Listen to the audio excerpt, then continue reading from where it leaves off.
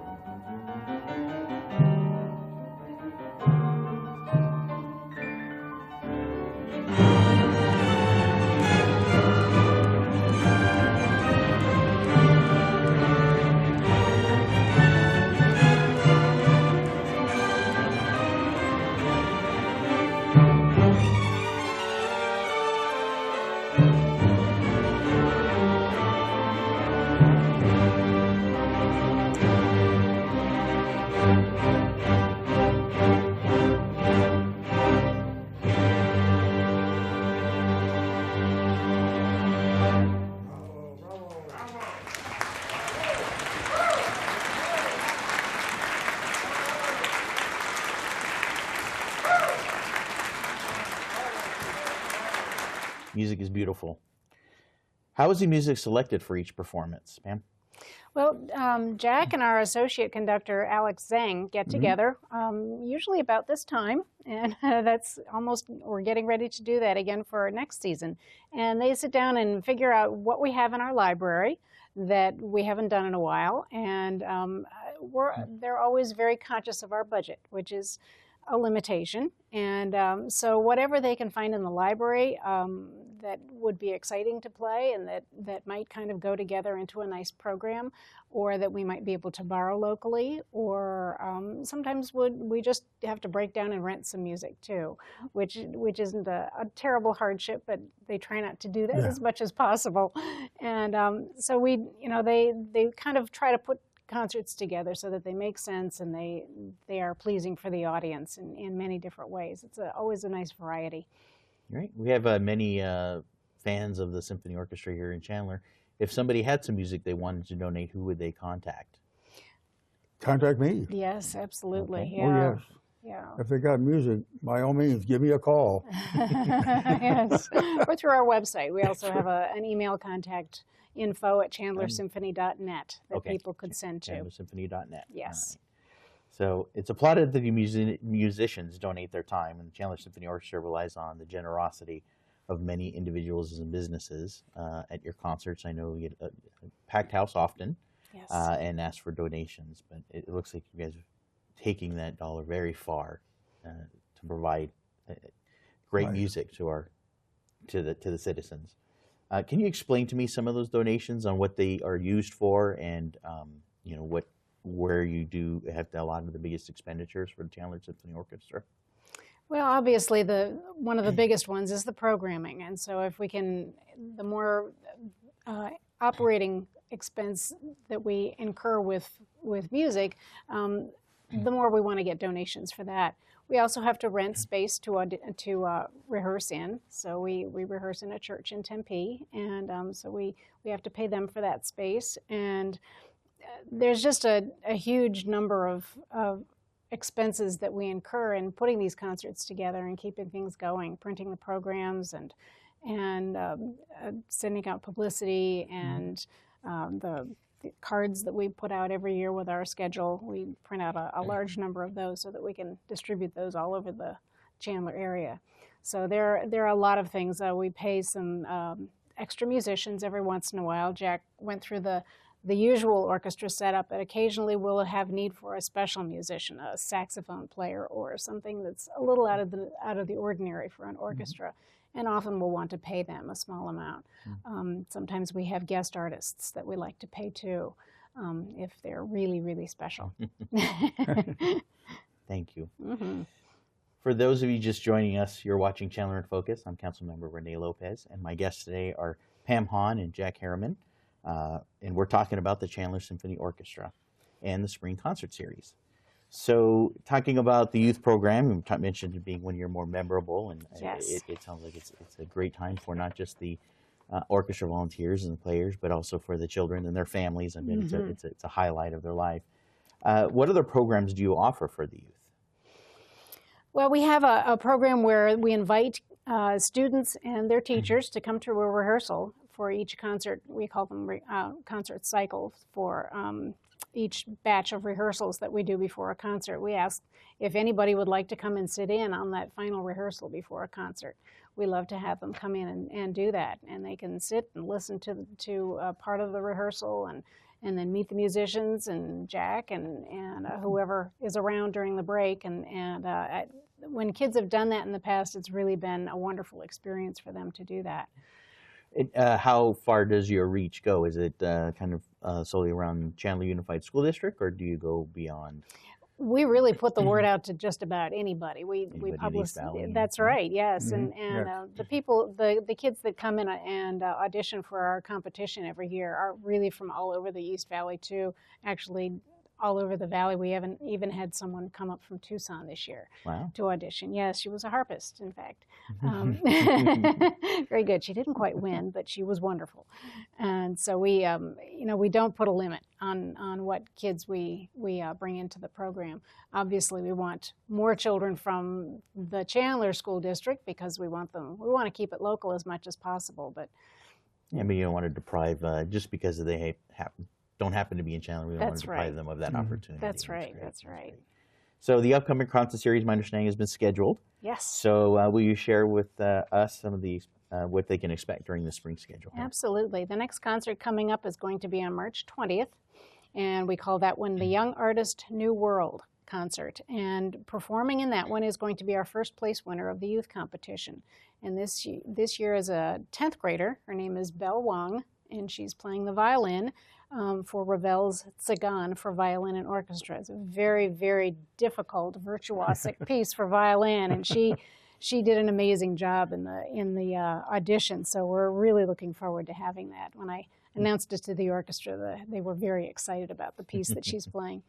And so the New World part of that title refers to the fact that we're also doing Dvorak's New World Symphony, which is a big favorite among our listeners. The last concert is on May 1st, and that one we're calling Musical Majesty, and that's going to include Tchaikovsky's Symphony No. 5, which is a very majestic classical piece, and Li Ma, who is our principal cellist, is going to be soloing with Elgar's Cello Concerto. So that's going to be very exciting, too. Yeah, it's a beautiful so. piece. Both of those concerts are at 3 o'clock in the afternoon at the Chandler Center. And we have one more chamber concert on April 2nd, and we've had to move over those concerts down to the Sun Lakes United Methodist Church because we had so many people love those concerts that we ran out of room at the Bogle Theater at the Chandler Center. So at 2 o'clock on Saturday, April 2nd, I'm told by the person who's organizing, each one of the chamber concerts is organized by one of the orchestra members. And so the one who is organizing this one has told me it's going to be an all-brass chamber concert. So we'll see what that means. It's not telling me yet. So with the Chandler Symphony Orchestra approaching its 25th anniversary, my understanding is we've been having some discussions about some of the celebrations that we're planning. Yes. Anything we can tease to the audience right now? Well, I think we should. We've got, we're starting to make some plans for a gala, a semi-formal gala, fundraiser type of an event that's going to take place. This 25th anniversary season is going to be occurring in 2017, 2018. So it seems like it's a long way from now, but really it's not. Yes. It's just one season away. And so we're trying to figure out how we can put together a nice gala around February of 2018. And we're also looking at some special music programming, possibility of some really, really good guest artists that we could bring in, and maybe even commissioning a piece for the orchestra by a local composer. Possibly putting the new outdoor stage to use for that also? Absolutely, yes. Yes. I think that would be a great way to involve the community and really make it a fun family event. So are there other volunteers or sponsorship opportunities, and how can someone get involved? We always have lots of opportunities for volunteers. We always need, or we currently are looking for some experienced board members. So if we have any community people who love classical music and feel like they could contribute something to our board of directors, I would love to talk to them. And they don't necessarily have to be able to play an instrument. Just That's be right. involved, right? That's right. To Some be on of the the board. most valuable members we have are non-musicians, and they have connections in the city, and they understand how things work, and so they're doers and shakers, and I enjoy those kind of people. We also have a lot of behind-the-scenes things that people can volunteer to do during concerts, and anything from greeting people in the lobby, telling them, how to find the best seats. The Chandler Center provides ushers, so we don't really have a way of volunteering for that. But there are lots of other ways that people can help. They just need to contact us through our website, and we'll find a job for them, no problem. So with just a few minutes left, is there anything else you would like to add, Jack? Well, I would just like to tell everyone, that please come to our concerts. I mean, where else can you go and not have to buy a ticket and receive the kind of classical music that we have to offer? The players in the orchestra are always very excited about playing, and you can feel that. The audience can feel that. So I would just like to invite all of you. You don't have to, like she said, you don't have to be a musician or a PhD in this or that to enjoy music. So come to hear the Chandler Symphony Orchestra. We'll welcome you. See you there. That's Thanks, right. Jake. That's right. And And we thank everyone who helps to support us. All the people that do come to the concerts, the people that give us money, especially the city. The city of Chandler has been very generous to us over the years, and we so appreciate that. And all of the support that we have, both financial and just by helping us find venues for meetings and making connections for us. And we really appreciate that very much. Well, thank you both for joining me today. You're welcome. And thank you for joining us. I'm Councilmember Rene Lopez. We'll see you next time on Chandler in Focus. Thank you. Thank you.